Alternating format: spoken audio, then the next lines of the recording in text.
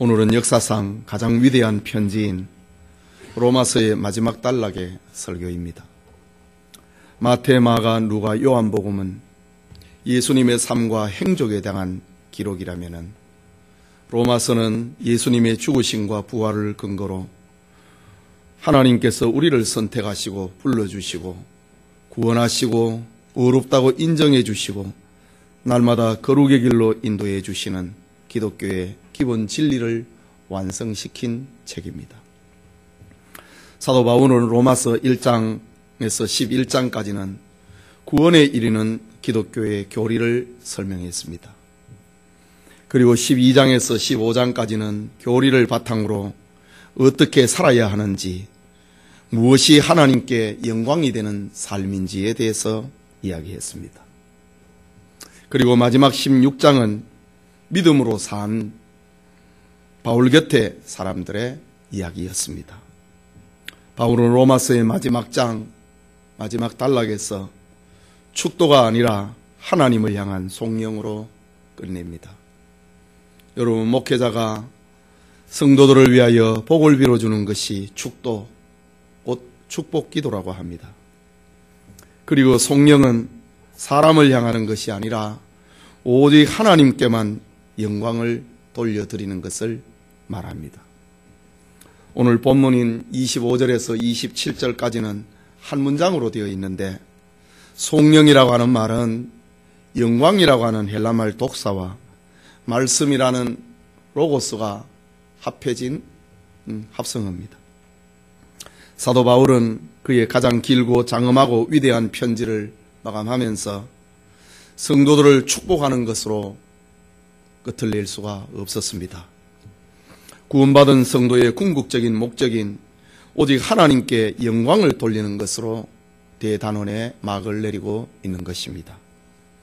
이것은 복음의 사도로서 무심코 던지는 말이 아니었고, 풍성한 영감의 작용에 따라서 바울은 예수 그리스도의 복음을 다시 요약하고 예수 그리스도로 말미암아 영광을 하나님께 돌리는 그런 결론입니다.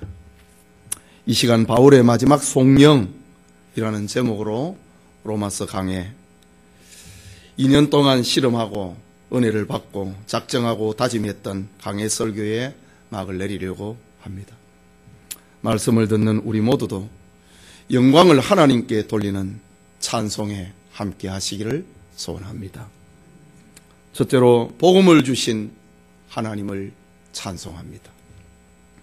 한 문장으로 되어 있는 27절에 보면은 지혜로우신 하나님께 예수 그리스도로 말미암아 영광이 라고 합니다.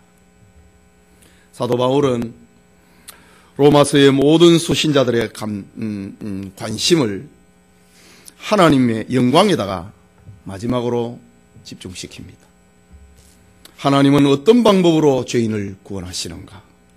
하나님은 어떤 방법으로 죄인을 변화시켰는가? 하나님이 어떤 방법으로 죄인을 의인되게 하셨는가? 하나님이 어떤 방법으로 사망의 냄새를 풍기는 사람을 생명의 냄새가 풍기는 사람으로 만드시는가? 그것은 추앙받는 성인들의 깨달음과 고매한 윤리가 아니었습니다. 뛰어난 철학자의 지혜도 아니었습니다. 수많은 경험을 통해서 체득한 교육학도 아니었습니다. 26절 마지막에 이 복음으로 우리를 구원하십니다. 이 복음은 바로 예수 그리스도입니다. 그렇다면 로마서에서 바울이 들려주었던 예수 그리스도의 복음이 무엇인가? 1장에서 15장까지 바울이 얘기를 했던 그것이 무엇인가? 25절에서 27절까지 이 세 절의 로마서를 전부 다 요약을 하고 신구약 성경을 전부 다 이 세 절에 요약을 합니다. 바울이 로마서에서 들려주었던 예수 그리스도의 복음은 25절과 27절에서 8가지로 정의합니다. 그 첫째는 영원의 기원을 두고 있는 복음입니다. 25절을 봅니다. 나의 복음과 예수 그리스도를 전파하면 영세 전부터 감추었다가 라고 합니다. 영세 전부터라고 합니다. 이것은 복음이신 예수 그리스도의 선제라고 하는 말. 세상의 모든 존재가 있기 그 전에 복음이 있었다는 말입니다. 복음이신 예수 그리스도가 있었다는 말입니다. 영세 전에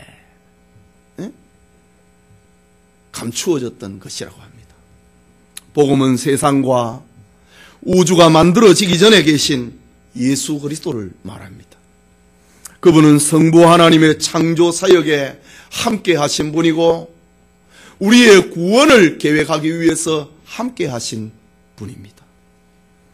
디모데후서 1장 9절에 보면은 하나님이 우리를 구원하사 거룩하신 소명으로 부르심은 우리의 행위대로 하심이 아니요 오직 자기의 뜻과 영원 전부터 그리스도 예수 안에서 우리에게 주신 은혜대로 하심이라.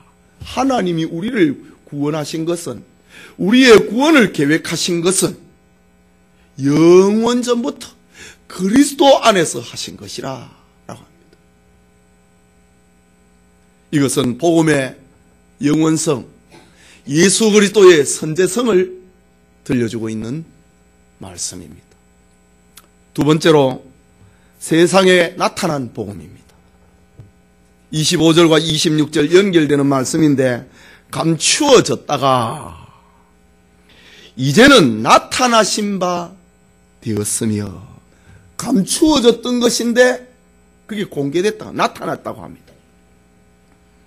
감추어졌다가 하나님이 나타내신 것을 가리켜서 계시라고 합니다.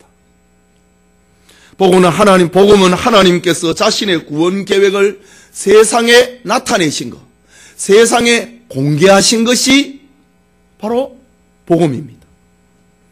복음은 바로 하나님이 공개하신 것입니다. 복음은 사람이 연구하고 수양으로 노력으로 발견하고 찾아가는 것이 아니고 하나님이 우리에게 감추어졌던 그것을, 숨겨졌던 그것을, 나타내지 않았던 그것을 나타낸 것입니다. 이것이 복음의 특징입니다. 이것이 복음으로 이 세상에 오신 예수 그리스도를 말하는 겁니다. 하나님은 선지자들에게 말씀으로 이 복음을 나타냈습니다. 하나님은 이 마지막 날에 예수 그리스도의 성육신과 대속의 죽으심과 부활과 승천으로 이 세상에 나타내신 복음입니다. 그렇습니다. 기독교는 하나님이 나타내시고 열어주신 것을 보고 듣고 그것을 믿는 종교입니다. 우리가 사색을 해서 뭘 만들어내는 것이 아니라 하나님이 공개한 거, 하나님이 열어준 거, 하나님이 들려주시는 것, 그것을 듣고 그것을 보고 그것을 믿는 것이 기독교의 특징입니다. 지금도 마찬가지입니다. 하나님이 우리의 마음을 열어주셔야 그리스도를 복음으로 믿을 수가 있습니다. 하나님이 우리의 영안을 열어주셔야 우리가 성경을 읽고 설교를 들을 때에 복음을 깨달을 수가 있습니다. 복음의 특징은 감추었던 것을 나타내는 거라. 하나님께서 여러분의 마음을 열어주시는, 그리고 하나님께서 공개하신 것을 믿을 수 있는 그런 은혜가 있기를 바랍니다. 셋째는 하나님의 뜻에 따라 된 역사의 뿌리를 내리고 있는 복음입니다. 복음은 전설이 아니라는 말입니다. 역사라고 하는 BC와 AD라고 하는 역사라고 하는 세상의 뿌리를 내리고 있는 복음입니다. 26절에 계속되는 말씀이지요. 이제는 나타나신 바 되었으며 영원하신 하나님의 명을 따라 선지자의 글로 말미암아 라고 합니다. 선지자의 글로 말미암아, 역사의 뿌리를 내리고 있는 것이란 말입니다. 하나님의 명에 따라서, 하나님의 뜻에 따라서 된 복음은 구약의 선지자들이 예언했던 바로 그 내용입니다. 구약의 선지자들이 예언한 복음은 예수 그리스도를 떠나서는 선포된 것이 하나도 없습니다. 이것은 복음의 통일성을 말합니다. 복음의 단일성을 말합니다. 그래서 창세기를 읽어도 예수님을 만나게 되고, 출애굽기를 읽어도 예수님을 만나게 되고, 시편을 읽어도 말라기를 읽어도 예수님을 만나게 되는 겁니다. 하나님은 선지자들의 글을 통하여서 복음을 말했기 때문입니다. 성경을 떠난, 그리스도를 떠난 기독교는 있을 수가 없습니다. 그래서 이사야 선자는 이사야서 34장 16절에 기록하기를 너희는 여호와의 책에서 자세히 찾아 읽어보라. 이것들 가운데 빠진 것이 하나도 없고 제 짝이 없는 것이 없으리니 이는 여호와의 입이 이를 명하셨고 그의 영이 이것들을 모으셨음이니라. 구약 성경을 두고 하는 말입니다. 전부 짝이 있다 이거죠. 창세기의 짝이 무엇인가? 예수님입니다. 출애굽기의 짝이 무엇인가? 예수님입니다. 민수기 제사제도의, 레위기 제사제도의 짝이 무엇인가? 예수님입니다.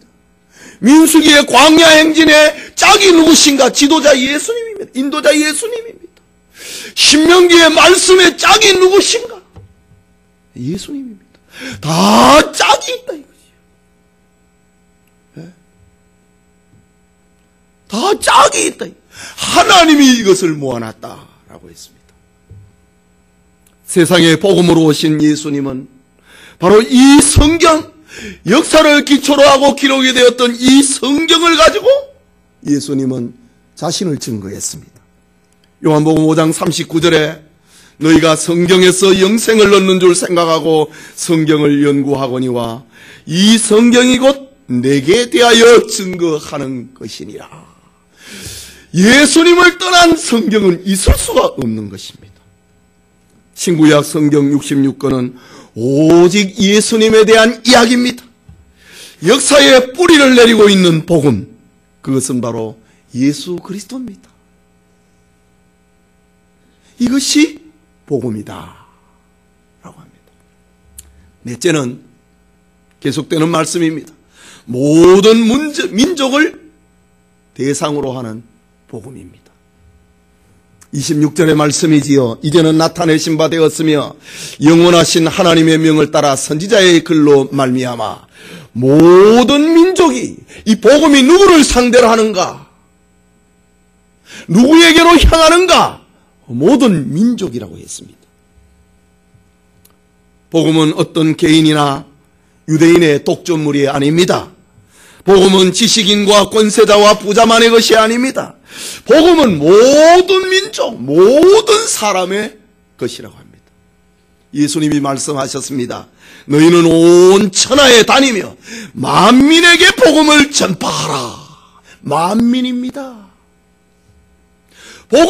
이 복음은 예수 그리스도의 복음은 만민을 상대로 합니다. 사도행전 1장 8절에도 오직 성령이 너희에게 임하시면 너희가 권능을 받고 예루살렘과 온 유다와 사마리아 땅끝까지 이르러 내 증인이 되리라.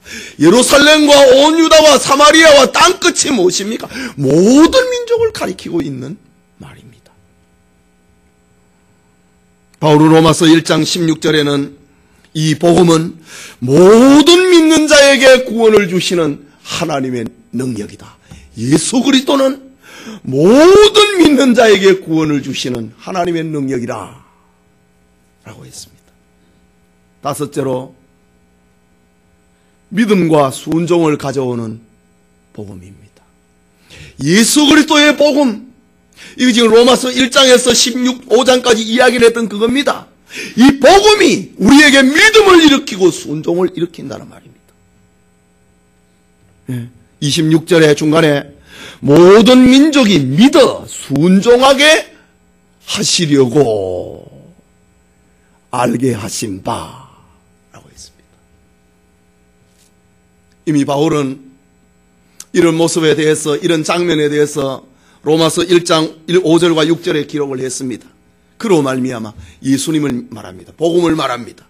그로 말미암아 우리가 은혜와 사도의 직분을 받아 그의 이름을 위하여 모든 이방인 중에서 믿어 순종하게 하나니, 이 복음을 가지고 이 복음을 모든 민족으로 하여금 믿게 만들고 이 복음에 순종하게 만든다 이거죠. 이게 복음의 특징입니다. 예수 그리스도의 복음은 택한 자에게는 반드시 믿음을 일으키고 그 말씀에 순종하고 싶은 마음이 일어납니다. 여러분이 하나님의 말씀을 들을 때에 믿어지고 순종하고 싶은 마음이 일어납니까? 그렇습니다. 하나님은 예수 그리스도의 이 대속의 사건, 이 복음을 우리로 하여금 믿게 만들고 우리로 하여금 이 복음에 순종하도록 만듭니다. 이것이 복음의 특징입니다. 종교개혁자 루터는 이행 듣고 행함으로 구원을 얻는다고 가르치는 로마 카톨릭의 비성경적인 구원론에 저항해서 믿음을 강조했습니다. 그는 믿음으로 얻는 구원을 강조했습니다. 지금도 루터파 교회는 이신칭이 믿음으로 의롭게 된다. 이신 듣고 믿음으로 구원을 얻는다. 라는 사실을 강조합니다.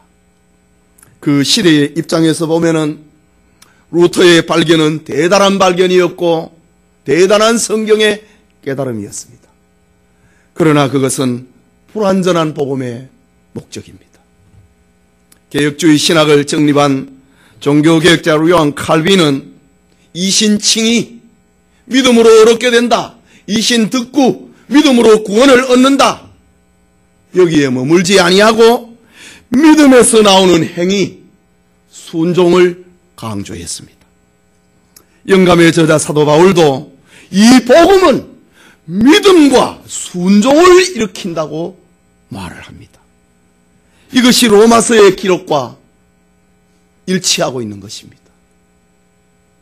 신행일치, 믿음과 행위. 바로 로마서의 기록은 믿음에 대한 이야기고 순종에 대한 이야기입니다. 1장에서 11장까지는 믿어야 되는 것에 대해서 이야기를 하고 11장에서 15장까지는 순종에 대한 이야기입니다. 그리고 16장에 와서는 이 믿음과 순종의 사람들의 이야기인 것입니다. 이것이 온전한, 완전한, 분명한 바른 복음인 것입니다. 여섯째는 신비의 계시에 따라 된 복음입니다. 26절에 계속되는 말이지요. 그 신비의 계시를 따라 된 것이니 복음은 신비라고 합니다. 신비의 계시라고 합니다. 이게 복음입니다. 예. 예수 그리스도의 복음은 신비라는 말입니다. 그리스도의 성육신은 신비입니다. 과학으로 이해할 수 없습니다. 성령으로 잉태된 것인데, 결혼하기 전인데 마리아가 잉태한 것은 신비입니다. 신비의 복음이라고 합니다. 신비의 계시라고 합니다. 우리를 위한 대속의 죽으심, 이걸 어떻게 의학적으로 설명할 수 있습니까? 이거 신비입니다. 죽은 지 3일 만에 부활하신 것 신비입니다. 부활체로 40일 동안 이 땅에 계시다가 500여 명이 보는 가운데 감람산에서 하늘로 승천하시는 것, 이거 신비입니다. 그리고 완전한 심판과 완전한 구원을 위해서 그리스도께서 재림하신다. 이건 과학이 아닙니다. 신비입니다. 여러분, 세상에 수많은 사람들이 살아가고 있는데 그 중에 내가 하나님 앞에 선택받았다. 이게 신비입니다. 복음은 신비입니다. 이 복음이 나는 믿어진다. 누구는 믿어지지 아니하는데 나는 믿어진다. 누구는 이 복음을 비방하는데 나는 그 비방하는 소리를 들을 때에 분노가 일어난다. 이게 신비입니다.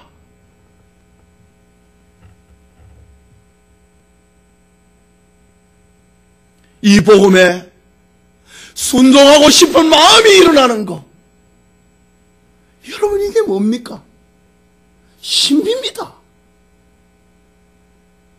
예수님은 신비로 우리에게 역사한다 이거지요. 예수 그리스도를 통해 역사하는 복음의 신비는 과학으로 이해할 수 없고 이성으로도 이해할 수 없고 철학으로도 예술로도 어술로도 다 표현하거나 증명할 수 없습니다. 성경은 분명히 얘기합니다. 이 복음은 신비의 계시로 따라 된 것이다. 우리에게 신비의 계시, 신비가 나타난다. 그리스도가 믿어지는 거, 신비가 내한테 나타나는 겁니다. 이 복음에 순종하고 싶은 마음이 일어나는 거, 신비가 내한테 일어나는 겁니다. 나타나는 겁니다. 신비의 계시로 따라 된 것이라고 합니다. 7번째는 우리를 견고하게 하는 복음입니다. 26절 마지막 절에 마지막 부분에 이 복음으로 전부 이 복음에 대한 이야기였습니다. 7가지가 지금 7번째 하고 있습니다. 이 복음으로 너희를 능히 견고하게 하실, 우리를 견고하게 만드는 복음이라고 합니다. 여기 견고한다, 견고하다 라는 헬라 말은 스테리조라는 말입니다. 이 말은 이쪽 방향으로 가고 있는데 이 복음이 나를 억지로 끌어다가 반대로 가게 만드는 겁니다. 흔들거리는데 스테리조라고 하는 말은 흔들리지 아니하도록 꽉 붙잡아주는 걸 말합니다. 그렇습니다. 하나님은 이 복음으로 예수 그리스도로 말미암아 사망으로 향해 달려가고 있는 죄인을 길을 바꿔갖고 생명으로 걸어가도록 달려가도록 만들었다 이거지요. 우리의 삶이 그런 거 아닙니까? 우리가 그리스도 밖에 있을 때는 사망을 향하여 쫓아갔다고요. 죽음을 향하여 진노를 향하여서 달려갔습니다. 그런데 이 복음의 신비가 우리 안에 역사를 해가지고 우리가 사망으로 쫓아가지 아니하고 주일날 교회로 쫓아왔습니다. 예? 견고하게 하는 스테리죠. 방향을 바꿔버리는 겁니다. 흔들리지 않도록 만든다는 겁니다. 하나님은 이 복음으로 죄인을 의인으로 변화시킵니다. 하나님은 복음으로 멸망받을 죄인을 용서하시고 하나님의 자녀로 흔들리지 아니하도록 견고하도록 꽉 고정을 시킵니다. 우리를 견고하게 만든다. 무엇으로? 복음으로 우리를 견고하게 만든다. 바울은 이미 우리를 견고하는 것에 대해서 로마서에서 이미 이야기를 했습니다. 로마서 8장 38절과 9절에 내가 확신하노니 사망이나 생명이나 천사자들이나 권세자들이나 현재 일이나 장래 일이나 능력이나 높음이나 깊음이나 다른 어떤 피조물이라도 우리를 우리 주 그리스도 예수 안에 있는 하나님의 사랑에서 끊을 수 없느니라. 우리 방향을 바꿔버렸다 이거지. 그리스도 예수 안에서 우리의 삶의 방향을 바꿔버리고 그리스도 예수 안에서 하나님의 사랑에서 끊어지지 아니하도록 스테리죠. 꽉 붙잡았어. 고정시켜놨다. 하나님의 사랑에서 그리스도 예수 안에 있는 하나님의 사랑에서 우리를 끊을 수 없도록 만드셨느니라. 바울은 이 짧은 3절에서 로마서 전체를 다 요약을 했군. 로마서가 신구약 성경의 요약이라고 한다면은 오늘 이 25절에서 27절까지는 로마서를 지금 다 요약을 해버리는 겁니다. 이건 성령이 하고 있는 겁니다. 이런 일을 하시는 하나님 앞에 영광을 돌리자고 하는 성령입니다. 마지막으로 8번째로 전해져야 될, 전파되어야 될 복음입니다. 오늘 성령의 시작인 25절입니다. 나의 복음과 예수 그리스도를 전파함은 전파돼야 되는 복음이라는, 전해져야 되는 복음이라고 하는 말입니다. 예수 그리스도의 복음은 전도라고 하는 방법을 통하여서 이 세상에 나타난다는 말입니다. 기독교는 예수 그리스도가 어떤 분인가를 전하는 것입니다. 가만히 내 안에 모시고 있는 것은 붓다의 종교가 아니고 자꾸 말을 하는, 전하는 종교라 이거지요. 전해야만 하는 종교라 이거지요. 전파되어야 할 복음인 것입니다. 예수님의 생애에 대해서, 예수님의 가르침에 대해서, 예수님이 행하신 일들에 대해서, 그의 십자가의 속죄와 3일 만에 부활하고 승천하신 것, 예수님의 재림에 대해서, 최후의 심판에 대해서 사람들에게 전파해야 됩니다. 전파되어야 될 복음이라는 말입니다. 왜 이 복음이 전파되어야 되는가? 왜 이 복음만이 전파되어야 되는가? 예수님은, 하나님은 예수님을 통해서만이 인류를 죄와 사망에서 구원해내시기 때문입니다. 예수님은 말씀하셨습니다.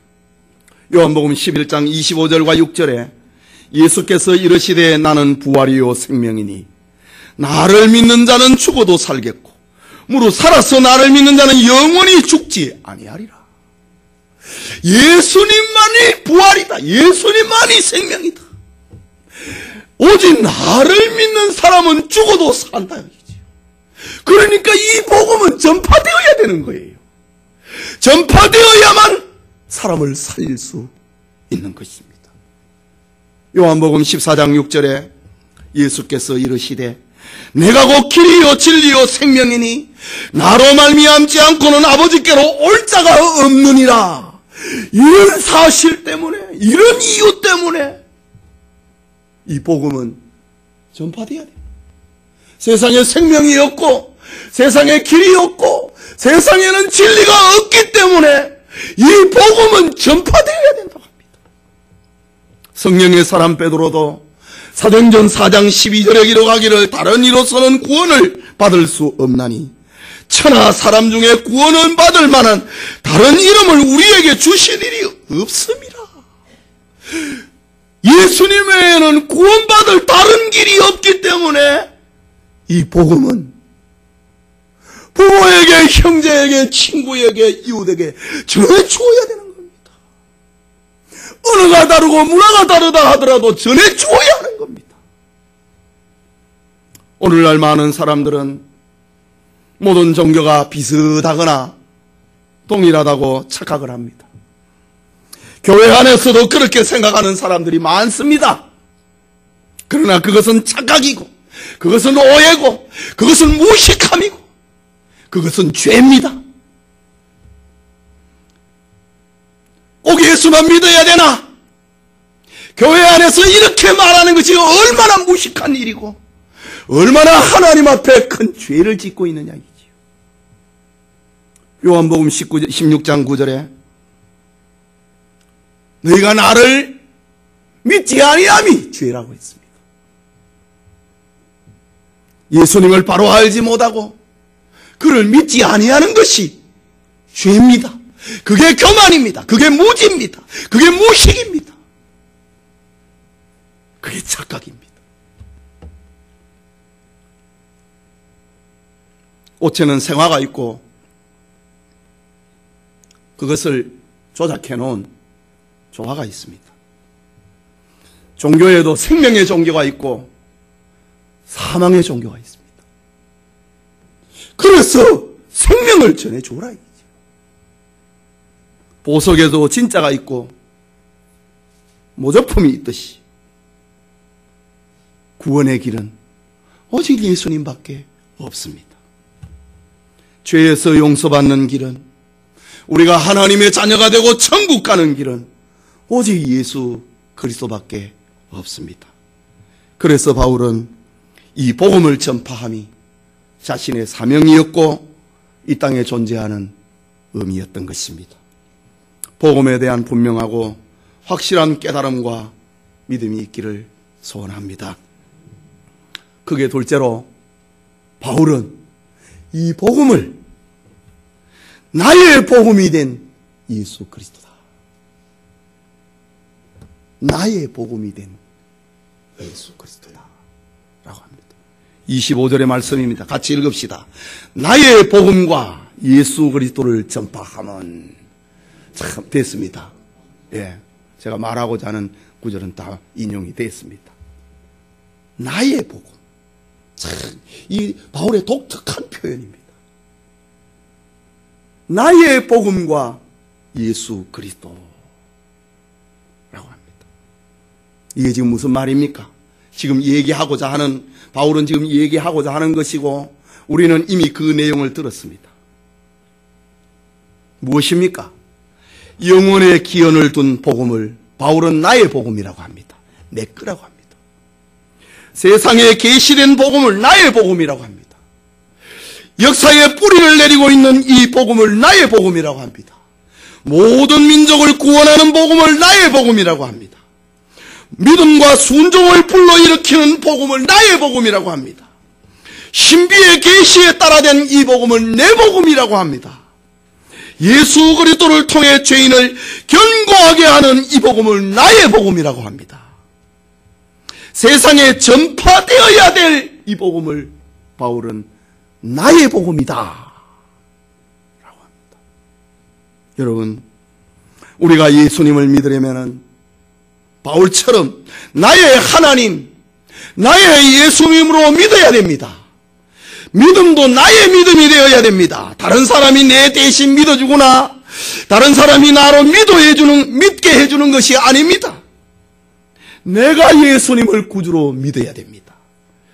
예수 그리스도는 나의 복음, 나의 믿음이 되어야 되는 겁니다.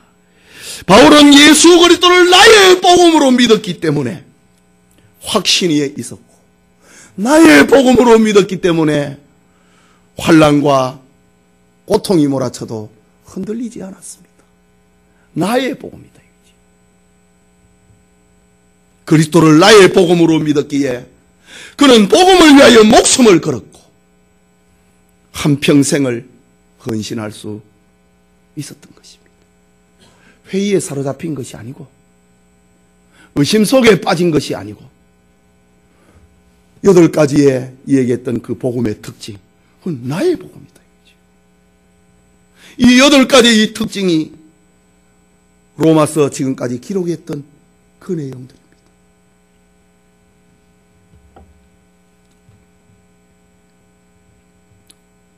20세기의 유명한 부흥사였던 빌리 그레함 목사는 사람들이 설교를 들을 때에 말씀을 자주 돌린다 라는 말을 하셨습니다. 설교를 들을 때 자꾸 설교의 말씀을 돌린다 이거죠. 이게 무슨 말입니까? 설교를 들을 때에 자기는 빼놓고 이 말은 아무개 장로에게 해당되는 말이고, 이 말은 아무개 권사에게 해당되는 말이고, 이 말은 오늘 교회에 하는 어떤 집사에게 해당되는 말이고, 이 말은 아무개에게 해당되는 거, 나에게 향하는 말씀으로 생각하지 나의 복음으로 듣지 아니하고 자꾸 복음을, 설교를 다른 사람이 돌린다고 하는 수많은 전도 집회를 인도했던 빌리 그레함 목사님의 말입니다. 하나님의 말씀은 언제나 나에게 주신 말씀으로 받아야 됩니다. 복음도 나에게 주신 것으로 받아야 되고, 믿음도 나의 믿음으로 받아야 됩니다. 말씀도 나의 말씀이어야 되고, 기도도 나의 말씀, 나의 기도여야 되고, 헌신도 나의 헌신이어야 되고, 순종도 나의 헌신이어야 됩니다. 다른 사람이 하는 걸 보고 끝나는 게 아니라 헌신도, 순종도, 기도도 내 것이 되어야 됩니다. 이 복음이 나의 복음이 될 때에 능력이 나타나고, 나의 복음이 될 때에 견고해집니다. 예수 그리스도를 나의 주님으로 믿을 때에 자신 있게 담대하게 전도할 수 있습니다. 며느리 것 같고, 어떤 목사님의 것 같고, 어떤 장로님의 것 같고, 나에게는 확신이 없으니까 전도가 안 되는 거예요. 확신이 없는 거예요. 예수 그리스도를 나의 복음이 될 때에 나를 통해서 다른 사람이 예수를 믿게 됩니다. 복음이 내 것이 아닌데 내가 누구를 전도할 수 있단 말입니까? 응? 삼자가 돼서 누가 뭐라 크더라, 그걸로 전도가 됩니까? 이 복음이, 예수 그리스도가 나의 복음이 될 때에 나를 통해서 전도의 역사가 일어나는 것입니다.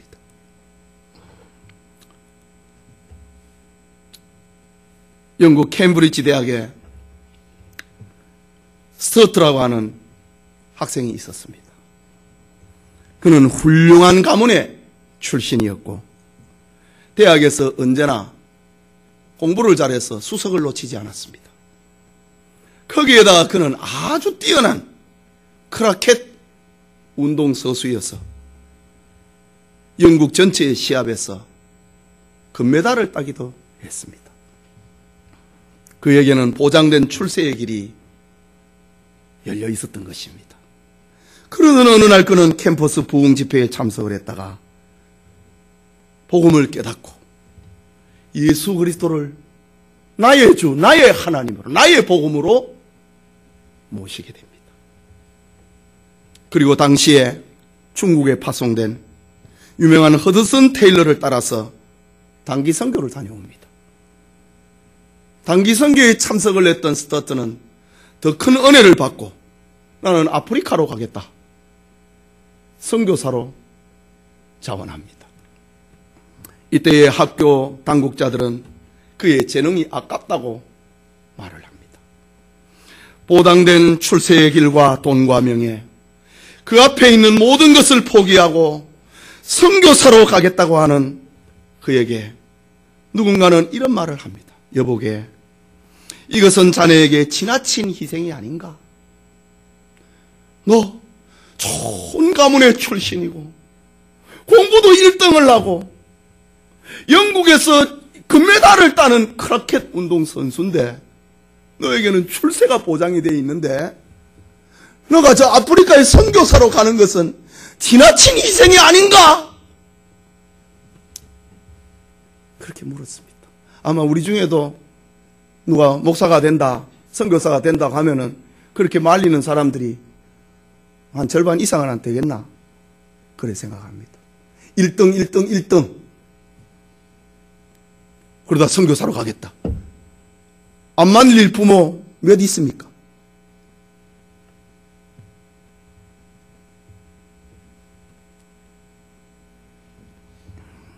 이때의 스타트는 정말 역사에 남을 만한 말을 남겨서 오늘 이 설교에도 그의 말이 인용이 됩니다. 하나님의 아들 예수 그리스도가 이 땅에 오셔서 나를 위해, 나를 구원하시기 위해서 십자가에 죽으신 것이 사실이라면, 그것을 나의 복음으로 받아들인다면 이 말입니다. 사실이라면, 그것이 참으로 사실이라면 내가 주님을 위해서 바치는 희생은 그 어떤 것도 지나친 희생이 될 수 없습니다. 라는 말을 남겼습니다. 하나님이 나를 위해서 하신 독생자 예수 그리스도를 세상에 보내신 일, 그 예수가 나의 죄를 속죄하기 위하여서 십자가에 죽으신 것이 사실이라면 내가 주님을 위해서 어떤 희생을 하더라도 그것은 결코 지나친 희생이 될 수 없다고 하는 스튜어트의 말입니다. 그렇습니다. 예수 그리스도를 나의 복음, 나의 주님으로 믿고 고백하는 사람에게는 주님을 위한 삶에는 지나친 희생 있을 수가 없습니다. 주님이 우리를 위해서 하신 일에 비하면 네 어떻게 살라고 헌금 다 했느냐? 그런 희생은 있을 수 없다 이 말입니다. 지나친 건 있을 수 없다는 말입니다. 하나님께서 나를 위해 자기 아들을 버리신 희생에 비하면, 예수님께서 나를 위하여 생명을 버리신 희생에 비하면 주님을 위한 나의 희생은 그 어떤 것도 지나친 것이 될 수 없다는 정말 유명한 아름다운 말입니다. 예수 그리스도의 복음을 나의 복음으로 믿는 사람만이 할 수 있는 말입니다. 주님을 위해서 어떤 희생도 아깝지 않는 것은 예수 그리스도를 나의 복음으로 믿는 사람들에게 해당됩니다. 한 달 전인가요? 2달 전인가요? 금요 전도 팀원과 함께 전도 간증 영상을 보는 중에 이런 장면이 떠오릅니다. 강남에서 술집을 운영을 하고 마담 생활을 하다가 예수님을 믿게 된 한 집사의 간증이었습니다. 그가 예수님을 믿고 교회 생활을 하는 것이 너무 기뻤습니다. 목사님의 설교를 듣고 기도하는 것이 너무 기뻤습니다. 그는 온 세상이 새롭게 보였고 기쁘고 즐거워서 자신의 남은 생애를 전도하며 살기로 작정한 한 집사의 간증이었습니다. 그런데 그가 또 놀라운 사실을 하나 발견했습니다. 그것은 주변에 있는 많은 성도들이 나와 같은 복음을 받았을 텐데, 우리 전도대원들 기억하십니까? 옆에 앉아있는 사람도 나와 같은 복음을 받았을 텐데 그들은 왜 이리 조용하지? 그들은 왜 기뻐하지 않지? 그들은 왜 이 기쁨을 다른 사람에게 전해주지 않지? 거기에 대한 의문이 들었다는 겁니다. 여러분, 사람들이 기뻐하지 못하고 전도하지 못하고 기도하지 못하는 이유가 무엇입니까? 그것은 단 하나, 이 복음을 나의 복음으로 받지 않고 있기 때문입니다. 그냥 객관적인 사실로. 우리 모두 예수 그리스도의 복음을 바울처럼 나의 복음으로 믿는 복음의 역사가 있기를 소원합니다. 마지막으로 이 복음으로 말미암아 세세토록 영광 받으실 하나님입니다. 지금 바울의 송명입니다. 내가 그걸 믿는다 이지요. 이것은 나의 복음이다. 영광을 하나님이 받으십시오. 그겁니다. 27절의 말씀 우리 같이 읽읍시다. 지혜로우신 하나님께 예수 그리스도로 말미암아 영광이 세세 무궁하도록 있을지어다. 아멘. 하나님은 예수 그리스도의 복음으로 말미암아 세세토록 역사가 존재하는 것 그 이상까지 예수 그리스도를 통해서 하나님은 영광을 받으신다. 이것이 합당하다고 하는 바울의 찬송입니다. 다시 말하자면 하나님은 복음으로 말미암아 예수 그리스도로 말미암아 자격 없는 죄인을 구원해 주셨습니다. 함량 미달인 죄인들을 구원해 주셨습니다. 하나님은 이 복음을 성도들의 가슴에 심어서 예수 그리스도가 나의 복음이 되도록 만드셨습니다. 이것이 세세토록 하나님이 받으실 영광의 종목입니다. 우리에게 믿음이 있다. 우리에게 순종할 마음이 생겼다. 예수 그리스도를 나의 복음으로 받아들였다. 이것을 통해서 하나님은 세세토록 영광을 받으셔야 될 분이란 말입니다. 하나님은 복음으로 죄인을 구원하시고 이 복음으로 자신의 이름이 영광을 받으십니다. 우리가 예수 그리스도의 복음으로 믿음과 소망과 사랑이 강해질수록 하나님은 더 위대한 분으로 나타납니다. 오늘 오전에 받았던 말씀을 우리 생각을 해봅시다. 하나님께서 중풍병자를 불쌍히 여기는 그 친구들을 통해 갖고 하나님이 영광을 받으셨습니다. 움직이지 못하는 침상에 누워있는 그가 예수님에게 데려와갖고 예수님이 그를 건강하게 하시고 치료하시고 그의 죄를 용서해 주심을 통해서 하나님이 영광을 받으셨습니다. 신자들이 믿음이 있으면 있을수록, 신자들이 사랑이 더하면 더할수록, 신자들이 소망이 더하면 더할수록 영광을 받으시는 분은 하나님이라는 말입니다. 하나님은 자신의 백성들을 약한 상태에 내버려 두심으로, 저 이방 신화에 나오는 이야기처럼 말입니다. 하나님은 자기 백성을 약한 상태에 내버려 두심으로 자신의 강함을 드러내고 자신의 강함을 지켜내는 그런 분이 아닙니다. 하나님은 자기 백성을 강하게 하시고 자기 백성을 견고하게 하시고 자기 백성에게 소망을 주시고 믿음을 주시고 사랑을 주셔가지고 하나님은 더 영광을 받으신다 이거지요. 이것이 바울이 말하고 믿고 순종하는 복음이요, 바울이 전하고 있는 복음이었습니다. 이렇게 예수 그리스도의 복음은 대단한 것입니다. 바울은 그의 모든 편지 가운데 가장 위대한 편지인 로마서를 마감하면서 이처럼 하나님의 영광에 모든 가치를 모으고 있습니다.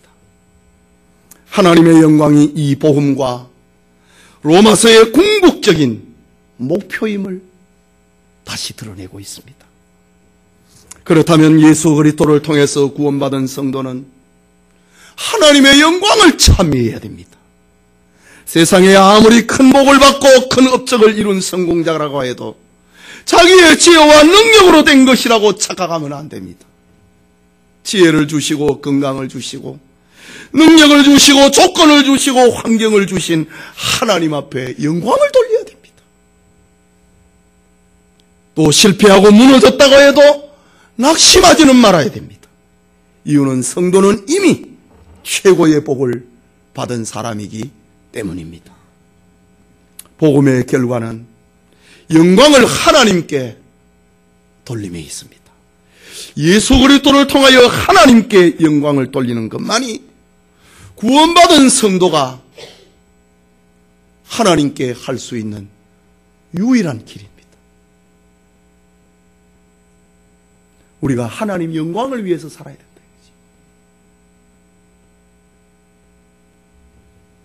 사랑하는 성도 여러분, 이제 로마서의 대단원의 막을 내리려고 합니다.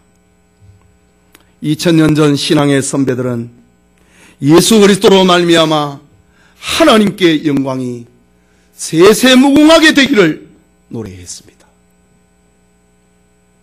오늘 우리가 이들의 영적인 경험과 황홀함에 동참하고 있는지, 그래서 우리의 입에도 이런 성령이 흘러나오고 있는지를 돌아봐야 되지 않겠습니까?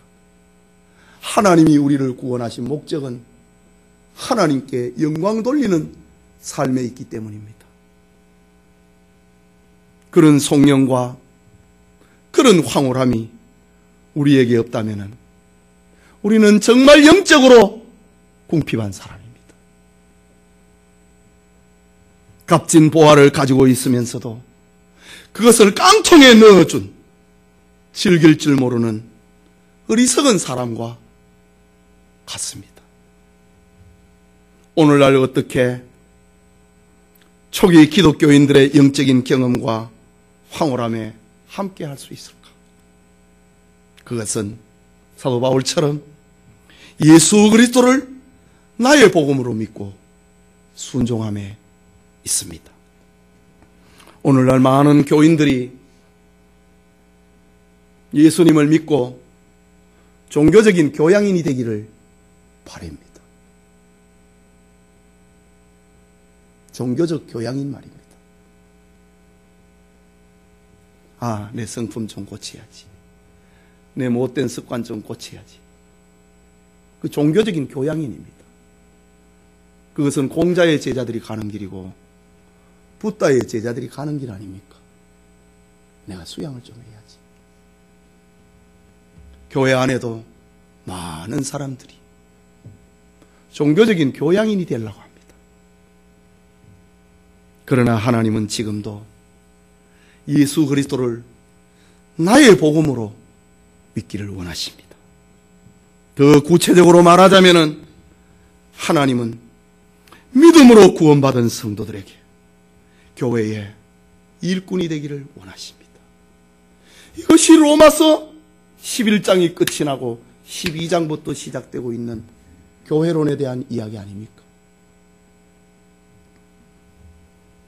교회의 일꾼이 되어서 교회를 성장시키고 복음을 전하고 가정을 부흥시키고 사회를 변화시키기를 하나님은 지금도 원하십니다. 이신득구의 복음, 믿음으로 구원 얻는다의 복음, 로마서 1장에서 11장까지의 이야기고, 이행득상의 복음, 행함으로 우리가 복음을 받는다고 하는 것, 행함으로 하나님께 영광을 돌린다고 하는 것, 그것이 12장에서 15장까지의 이야기입니다. 이신득구의 복음, 이행득상의 복음,